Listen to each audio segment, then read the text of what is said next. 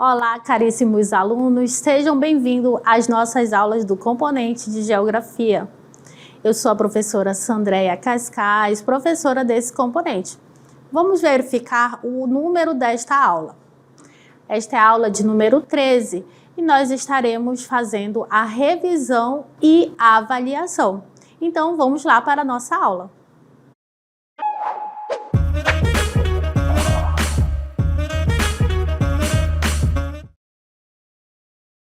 Nesta aula, nós estaremos aqui para relembrar com vocês os principais destaques, os principais conteúdos relacionados à nossa unidade de estudo. Iniciamos aí com as categorias de análise da geografia, que é o lugar, território, paisagem e região. Nesta aula, nós estaremos dando destaque a 3 dessas categorias de análise. Os geógrafos, eles utilizam essas categorias de análise do espaço geográfico para entender melhor essas transformações que ocorrem no espaço geográfico. E a primeira categoria que eu quero mostrar para vocês, relembrar com vocês, é a categoria chamada lugar. Para a geografia, o lugar ele não é apenas uma base física, não é apenas um espaço geográfico, uma área geográfica. Para a geografia, o lugar é um espaço vivido e percebido pelo indivíduo, que é compartilhado com outros indivíduos. Então, o lugar para a geografia, ele é dotado de familiaridade, de memórias, que são vivenciadas por nós no nosso cotidiano, durante as inúmeras atividades que nós realizamos no nosso dia a dia. Então, são exemplos de lugares a nossa casa, a rua que moramos, a praça, entre outros lugares que nós acabamos tendo uma familiaridade, onde nós compartilhamos emoções, como esses garotos que aparecem na tela para vocês. Essa rua não é apenas um espaço físico para eles, mas é um espaço de encontro, de emoções, de memórias, que são construídas. Então, para a geografia, o lugar é esse espaço vivido e percebido pelo indivíduo. O que é o território? Uma outra categoria de análise do espaço geográfico. O território é uma área que é delimitada por fronteiras, que podem ser formais, que são aquelas fronteiras que estão definidas a partir de tratados, acordos internacionais, leis, que estão ali registradas em documentos oficiais. Ou podem ser fronteiras não formais, que são aquelas que elas não estão registradas em documentos oficiais, mas que elas existem porque tem grupos étnicos, tem culturas ali que vão trazendo características para aquele território. Então, num território, um grupo de pessoas ele exerce uma forma de poder, que pode ser legítimo ou não. Nestas próximas imagens, observem o que algumas fronteiras delimitando aí a área geográfica de alguns territórios. Por exemplo, nós temos a fronteira do Brasil e Paraguai, aí onde nós temos a Ponte da Amizade, que é uma fronteira formal, Nós temos a Ponte Rio Negro ou Ponte Felipe Dal, que separa a cidade de Manaus de Iranduba. As fronteiras formais, elas também podem ser representadas a partir de uma barreira policial, como essa barreira que vocês estão verificando aí, observando, que fica na fronteira entre Estados Unidos ou Canadá. Ou uma fronteira também formal, ela pode ser ali representada a partir de uma placa, que vai indicar o limite entre municípios, entre estados. E dando continuidade, nós vamos verificar o que é uma região.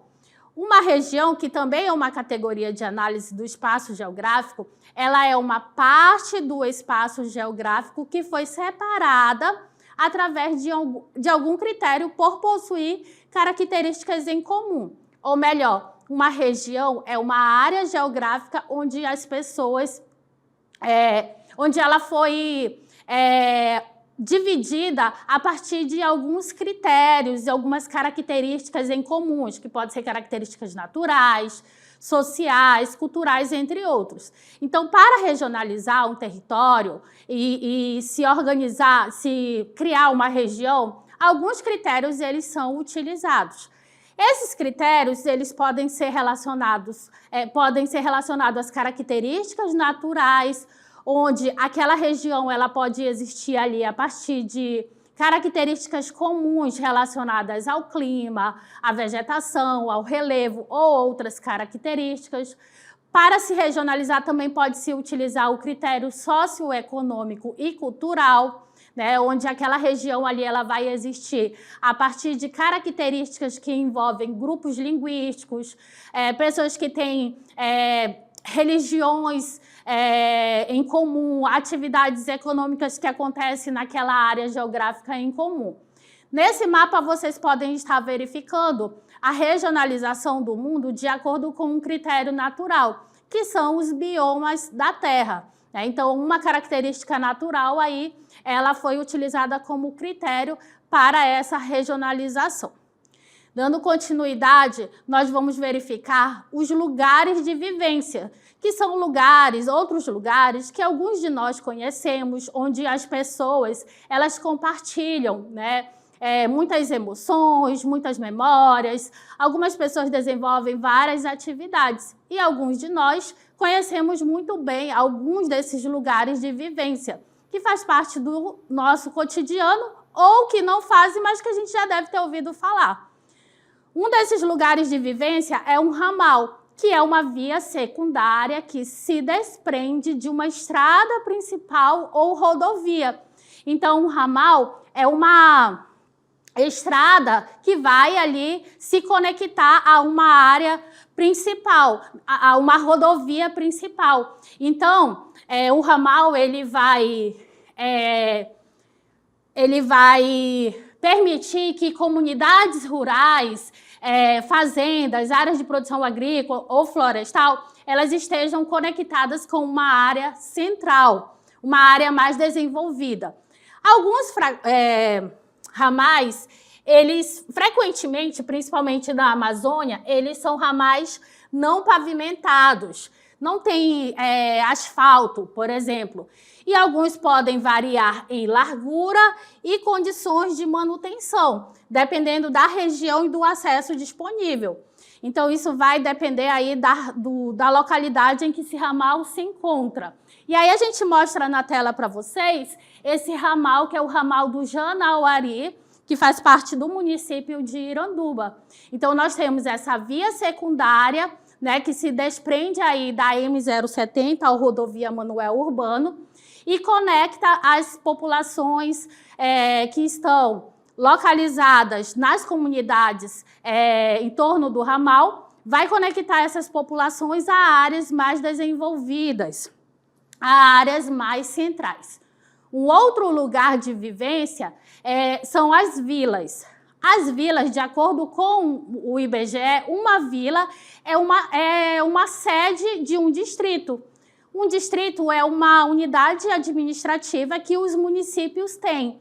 Então, uma vila ela é delimitada pelo perímetro urbano, através de uma lei municipal, como uma área urbana. No Brasil também, uma vila ela pode ser considerada um aglomerado de casas que estão dentro de um terreno contínuo.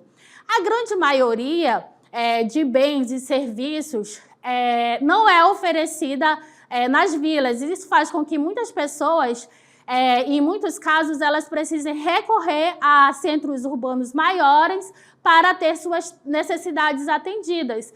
E aí o que acontece? O morador lá da vila ele precisa se deslocar para um lugar, digamos, com uma infraestrutura maior, por exemplo, ele precisa ir a uma casa bancária, ele precisa ir a um comércio. Então, normalmente nas vilas, todos esses bens e serviços eles não estão concentrados ali.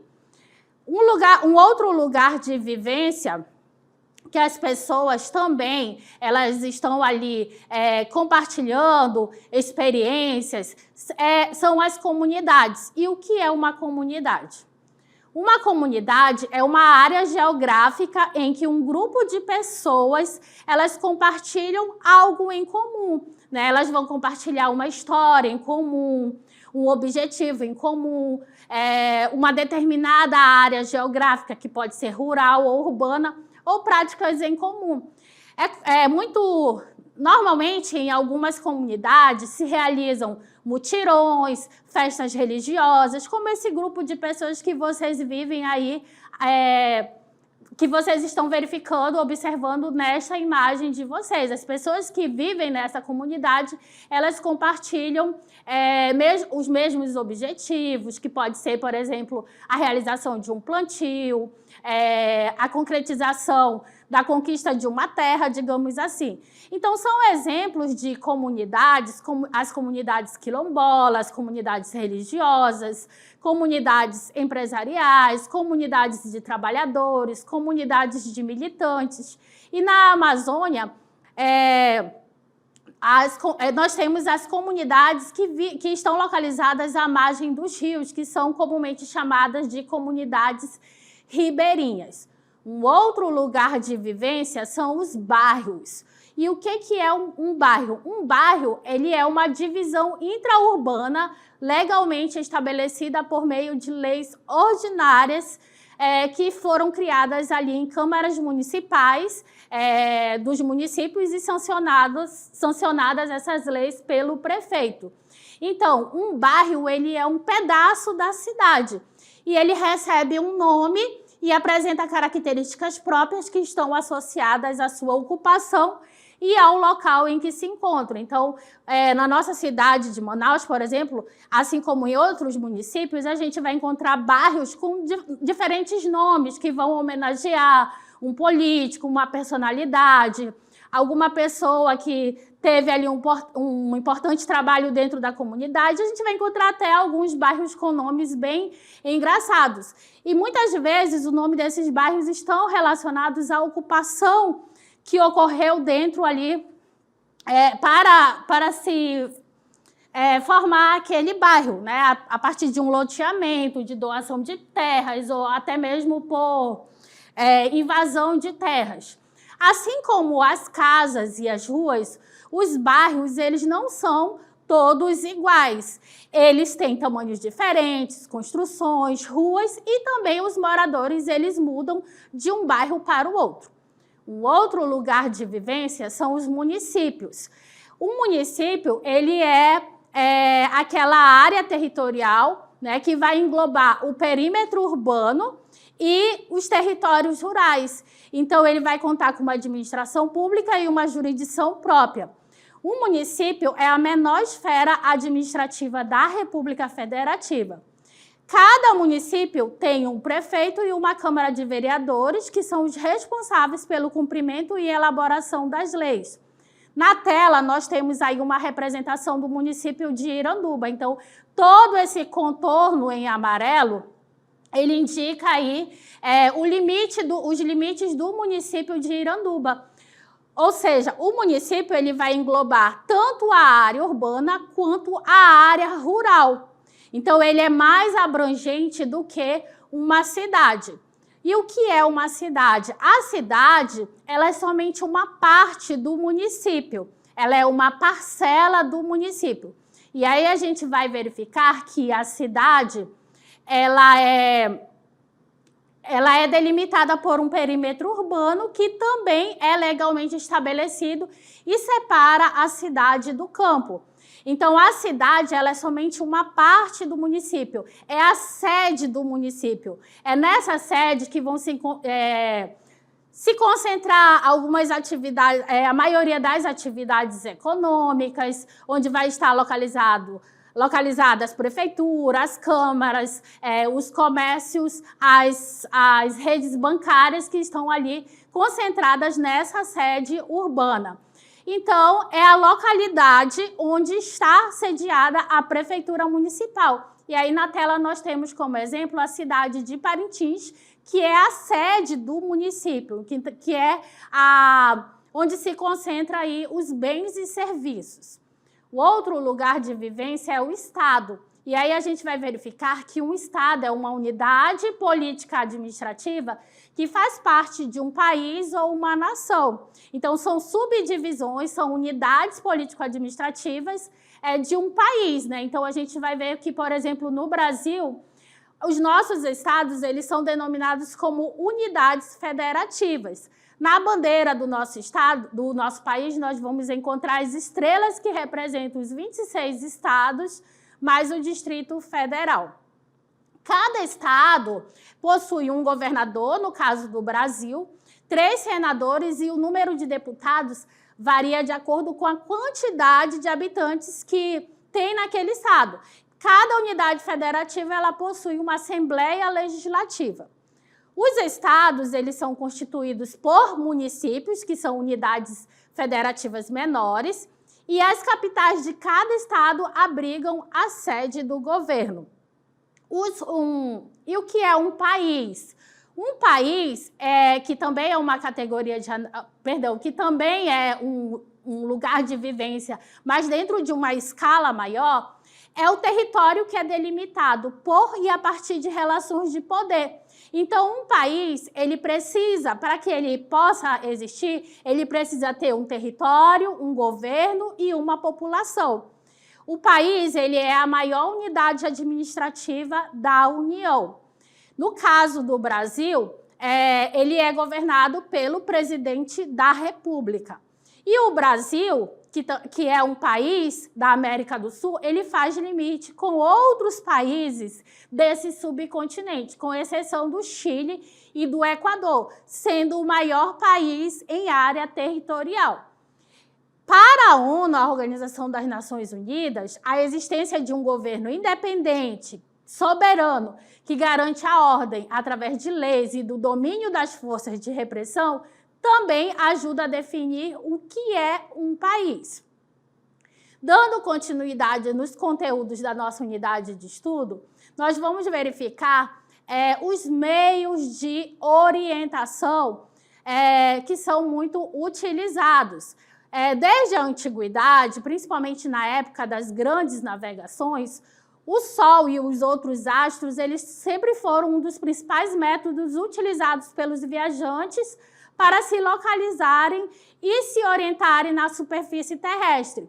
Então, o Sol ele sempre foi o principal meio de orientação. Com base na observação do Sol, os egípcios, os babilônios e outros povos antigos, eles criaram o relógio de Sol, observando a projeção da sombra ao longo do dia. E isso está relacionado ao movimento aparente do Sol. Durante a noite,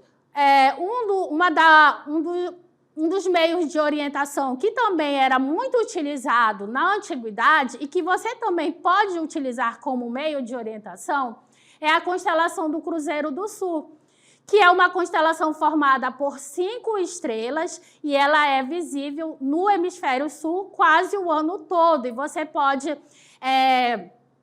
se orientar através da constelação do Cruzeiro do Sul numa noite de céu limpo. Então, você vai observar a principal estrela, a estrela mais brilhante da constelação, que é a estrela de Magalhães ou Alfa.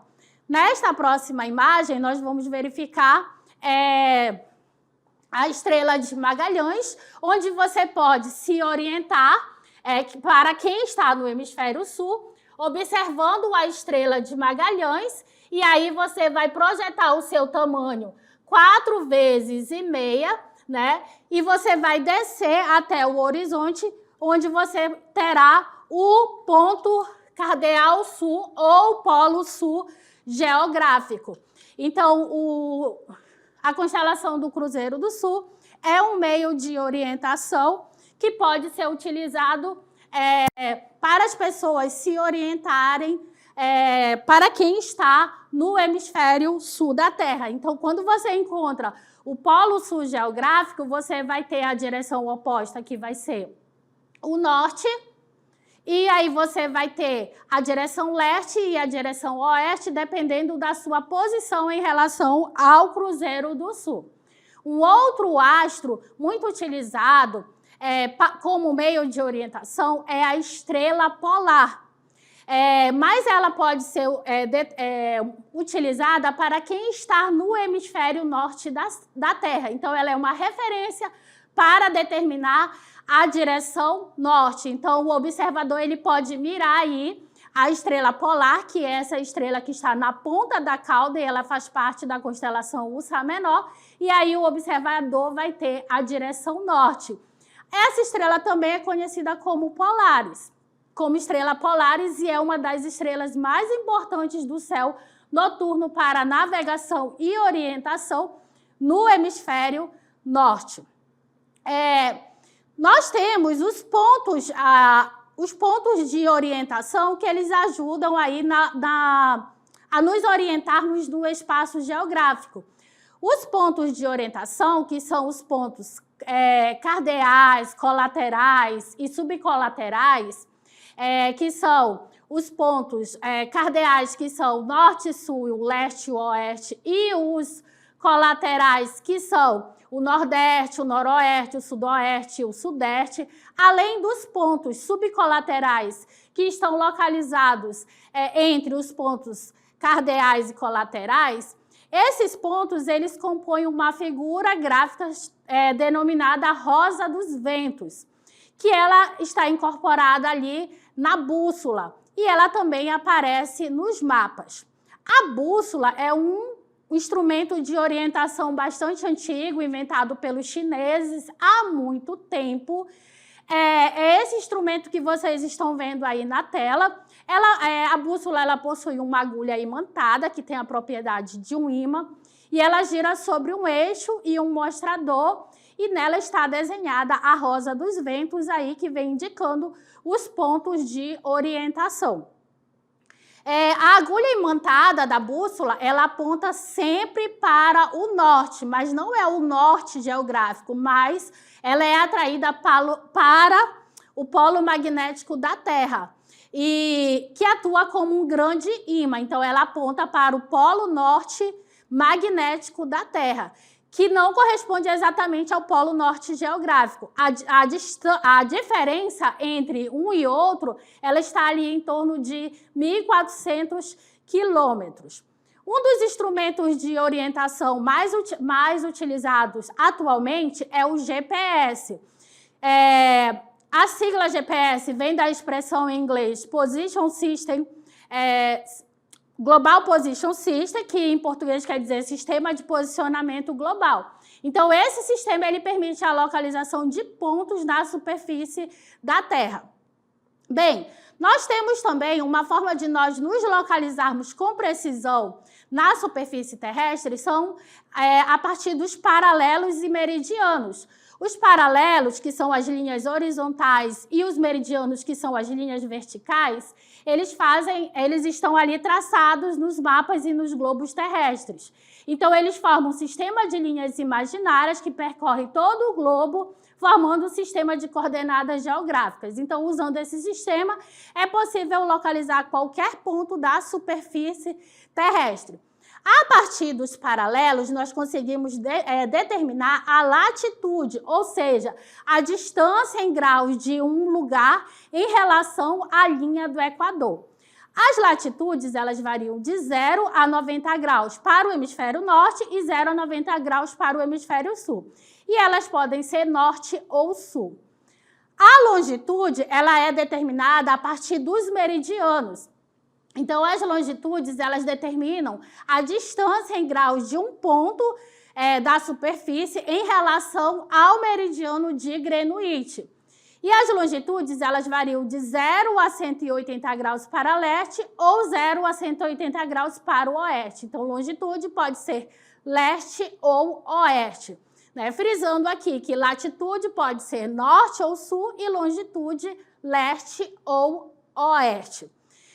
O próximo conteúdo que a gente vai verificar é em relação à cartografia, que é a ciência responsável pela produção e elaboração dos mapas. Então, os mapas, eles são formas de representar a superfície terrestre ou parte dela. A superfície do nosso planeta, ela pode ser representada a partir de um globo, que é uma representação tridimensional, representando ali a Terra no seu formato esférico, embora a Terra não seja uma esfera perfeita, e o planisfério é uma representação bidimensional, que também ele é chamado de mapa mundi. E nós temos os principais elementos que constituem um mapa, que são o título, que ele vai trazer, você pode observar no mapa, ele vai trazer ali o tema central, e ele vem na parte superior, a legenda que vai trazer ali uma representação dos símbolos e das cores, a orientação que vai indicar o norte geográfico, a fonte que vai indicar a origem dos dados e das informações que estão presentes no mapa e a escala que vai indicar quantas vezes o espaço ele foi reduzido para caber no papel. Bom, esses foram os principais destaques da nossa unidade de estudo. Espero que vocês tenham compreendido. Até a próxima!